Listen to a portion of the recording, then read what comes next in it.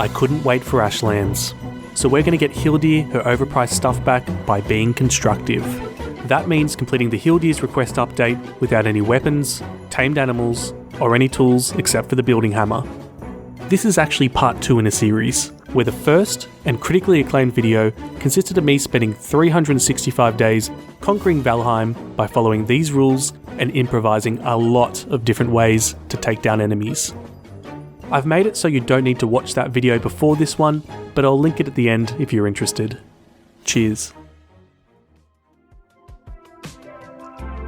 So, day 366, and I was back in my beautiful base with my beautiful save times. And while trying to remember where I left everything last time I played on this world, I was welcomed back by some bats.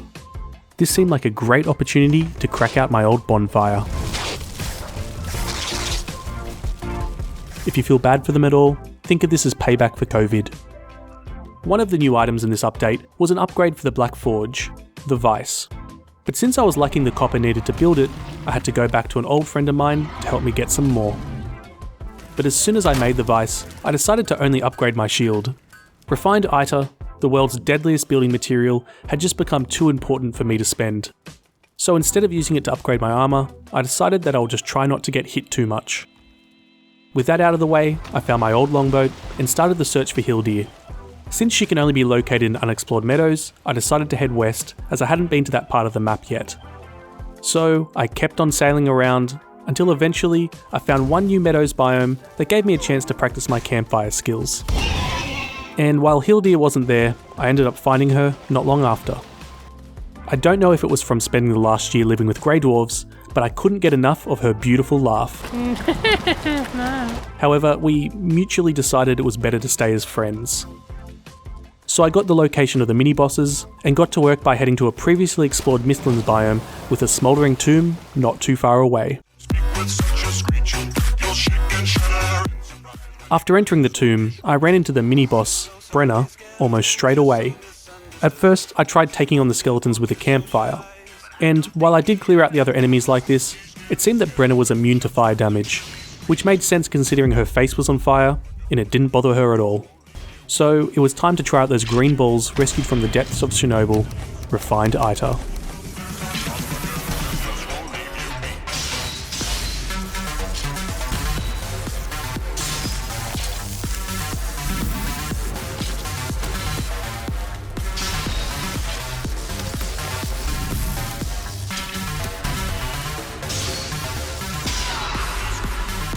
After humiliating Brenner in front of the other skeletons, I made sure to pick up the valuable Iter and, as always, close the door behind me. It's called having manners. Now, that wasn't too bad, right? Well, this smouldering tomb was really far from Hildir, but it was close to a Mistlands biome where I'd left a lot of metal scraps, so I made a detour to pick it all up. Turns out, it really wasn't worth it. I moved everything to the boat okay, and I ran into just one seeker along the way. But the problem started as I left. Yep, that's right. I thought maybe if we didn't make eye contact, the blimp would just leave me alone. And I know this might be hard to believe, but it didn't work. Instead, I went for plan B, which was to put down an emergency portal and get out. You know, if I could find a spot to put down a workbench.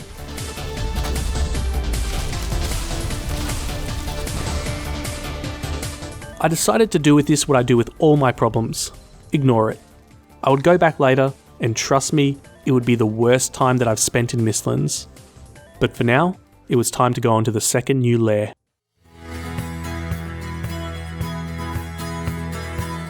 They say criminals always return to the scene of the crime, and this was no exception. I was back at a swamp biome surrounded by fueling villagers that I robbed of all their flax in the first video. That's because there was both a Howling Cavern and Sealed Tower nearby. And yes, this is what the inside of a Draugr's head looks like. After jumping up the side of a mountain, stopping for a rest, and taking out some more of those annoying drakes, I made it to the Howling Cavern. Until now, I'd never even gone into any type of frost cave, because without weapons or a pickaxe, I had no way to break the ice walls. But now, I've got the radioactive waste. The bats were just as annoying as I thought they would be, and it took ages to knock them into the campfire.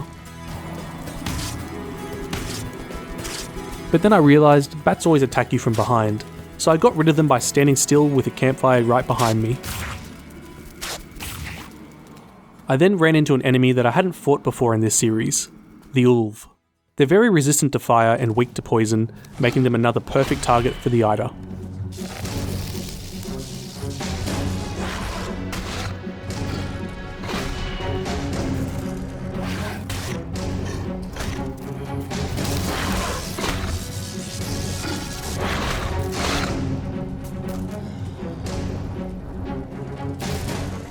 After taking out a few Ulvs, I eventually stumbled upon the Miniboss Scarier, who was standing at the bottom of some stairs looking pretty bored.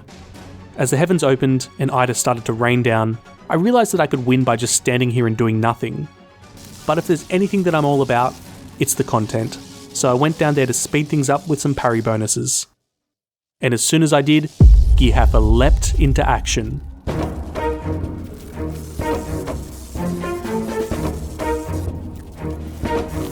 Any minute now.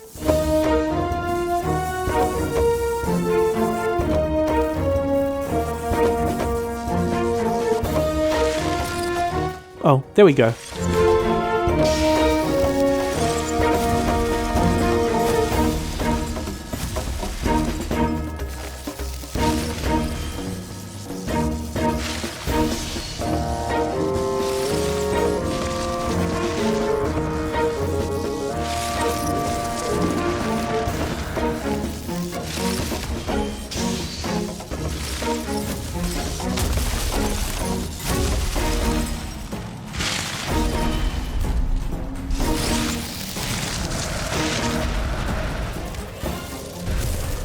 All in all, decent content.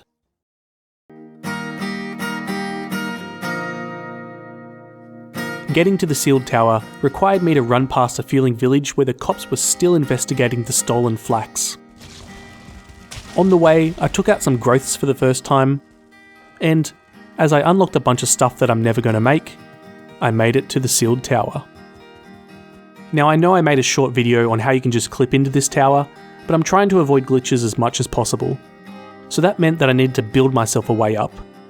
This was my chance to show off all of the building skills that I've gained over these 200 hours.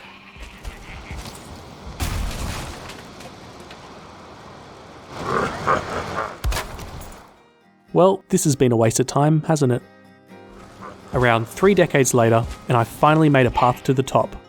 Since being in the tower prevents you from even building a campfire, I again had to rely on refined Eider and a little bit of gravity.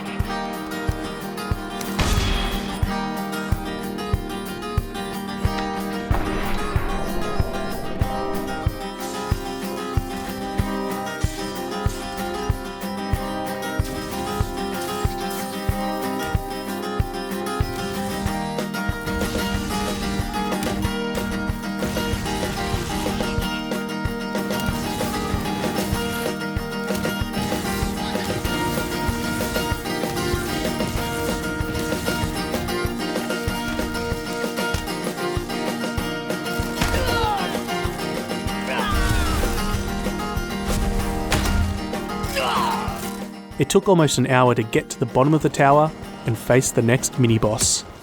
As I mentioned, you're blocked from using the build hammer in here, so instead I built yet another shrine to the Norse god of ionizing radiation.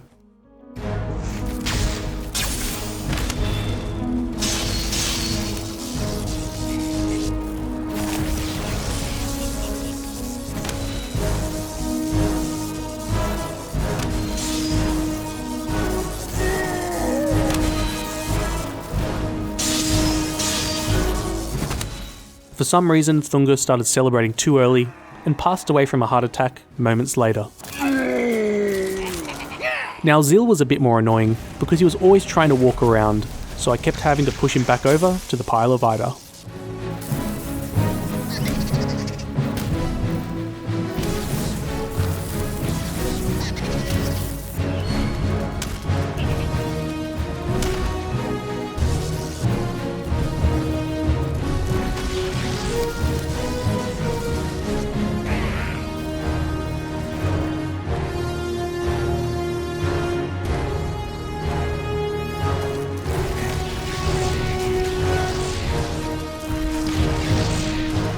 I don't know if this counts as lucky or unlucky, but a pack of wolves decided now was the time to hunt me.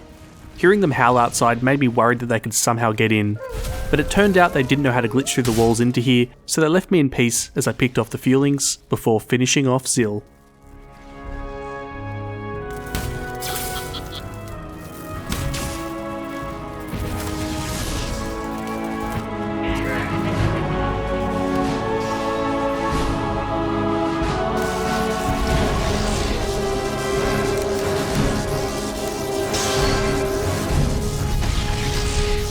As Zill died of tuberculosis, I could see the wolves taking fire damage from a bonfire that I'd left outside, and by the time I got out there, they'd all died. What a shame. This could have all been avoided if they'd just subscribed to this channel. All that was left was to face the fourth and most difficult mini-boss.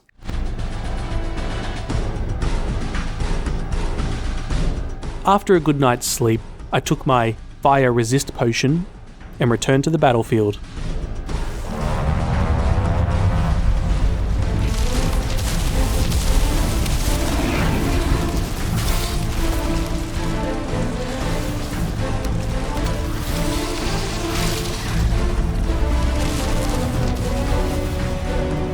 While I did manage to build the bonfire in a good place to damage the blimp, I decided it was time for one of those tactical retreats. Before my second try, I made sure to do two important things. Actually take the fire potion, and of course, put on my newly purchased incontinence pads. When I went back in, things went south pretty much straight away, but for once I at least stayed drier than my character. As I got pushed further into the water, I wanted to avoid the boat and portal getting destroyed, so I lured the blimp to this tiny island, and I wasn't going to leave until one of us was dead. Or else.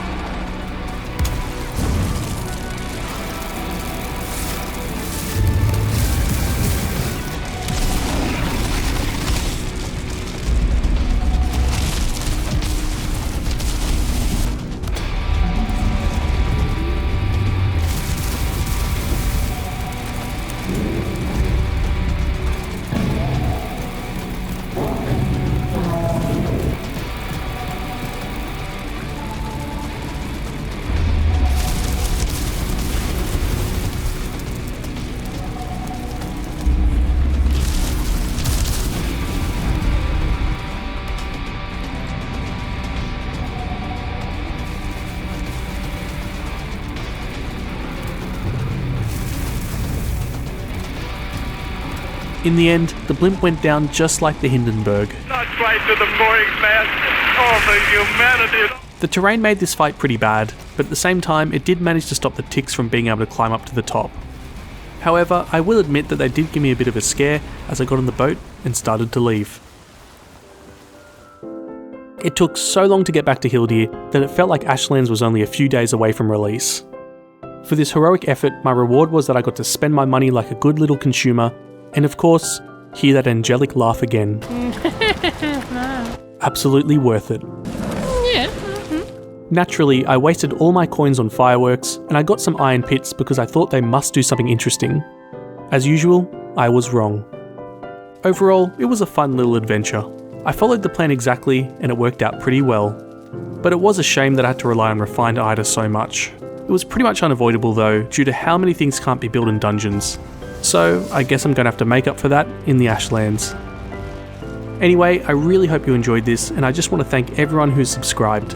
In the last 2 weeks my sub count more than doubled, and if I can keep doubling like this, in 6 months I'll have over 11 million subscribers, in 8 months I'll overtake Mr. Beast, and in 1 year from now, every person on Earth will be subscribed to this channel around 12 times. So that's something for me to look forward to. Most of these new subs were because of the first video in this series, which should be on screen now. I'll also add part 3 of the challenge for the Ashlands, whenever that happens.